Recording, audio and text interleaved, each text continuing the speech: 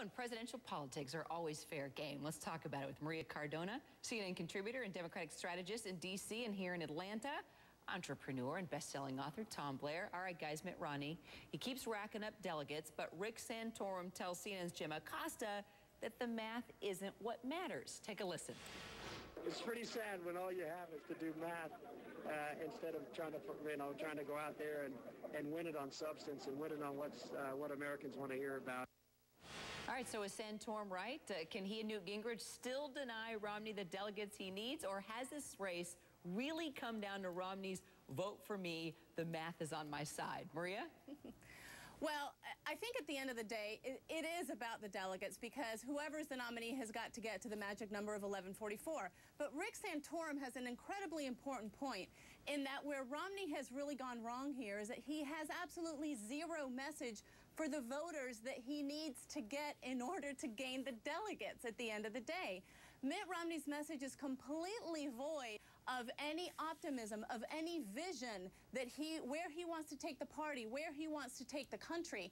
And if he thinks that that is what is going to win him delegates, then Santorum is right, because you know, Mitt Romney said recently that he thinks that Rick Santorum's attacks on him are because his campaign is at a desperate end. Well, really? Rick Santorum just won 2 of the major contests. So if Mitt Romney is going to continue on this line, at the end of the day, his delegate math might not be in his best interest. Tom, is this really what it's come down to? Is the math is on my side? not a subject matter, not the people?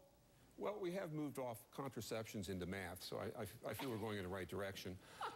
What I would argue is the statement was ill-advised by the Romney camp for a couple of reasons. It's not math, it's probabilities. If you just had a column of numbers and you added them up, he either has 1144 or he doesn't, but it's the probabilities of states. And there's some pretty big states out there with unknown probabilities. Texas being one with 150 delegates. And last time I looked, there's probably more people there with 2 pickup trucks than 2 Cadillacs. So you get into a situation where you apply the probabilities, and it's more than a jump ball. And I think another reality is for Santorum to win, he doesn't need 1144. Romney needs 1144 to take Santorum out of it. But if it becomes a jump ball, Santorum's going to argue that he has the momentum. And finally, Americans really don't do well in math. So when somebody challenges Americans by saying, it's in the math, well, let me show you. Here's what happens when you gave me a D in high school in math. I'm going to go to the polls, and I'm going to vote against math.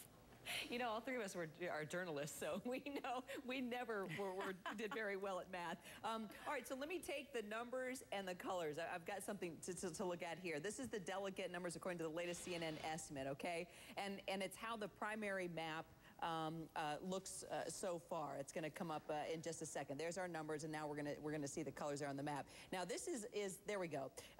You know, this thing is I guess turning into a new reality show. We've decided to name it Republican Survivor. So who do you think is going to get voted off the island first, Maria? I love that. That is exactly what this whole process has been, Kira.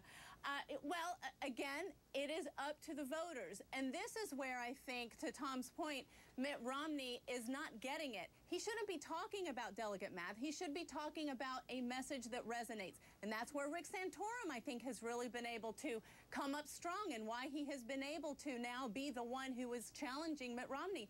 6 months ago, Kara, who would have thought that we would be here talking about Rick Santorum being the one that could possibly be the survivor of its Republican reality show? So who knows? That's the beauty of politics. Anything can happen. Do you want to talk about the survivor, or who's going to get voted off first, Tom?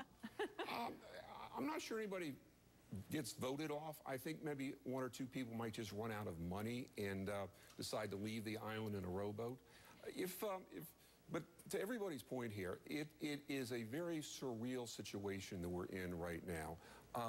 And I must say, I think the various Democrats must take a great deal of satisfaction in looking at the rubble that is behind this campaign on the Republican side.